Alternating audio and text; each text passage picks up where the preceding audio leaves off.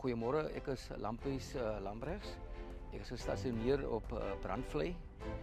Ek het begin 1983 as 'n proefbewaker by Woester gevangenis en 84 is ek Junie maand na die Kroonstad, na die college vir my opleiding. En Desember is ek uitgeplaas na Brandvlei gevangenis waar ek tans nog steeds werk. Ek is 41 jaar en 3 maande op Brandvlei. Dit is basies my hele diensloopbaan.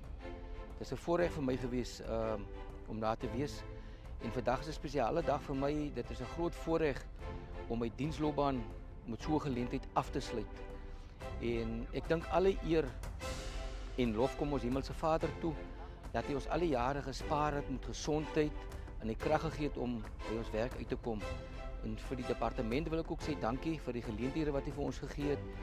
Dit was soms moeilik geweest, daar was harde tye geweest, maar op die einde van die dag het dit ons sukses gebring. Dit was goed vir ons geweest. 42 jaar is 'n mooi tyd, 42 jaar en 3 maande. En ek wil vir almal sê baie dankie en vir my kollegas, mense vasbyt, dissipline en respek. Dis die wapen waarop ons moet werk. Baie dankie.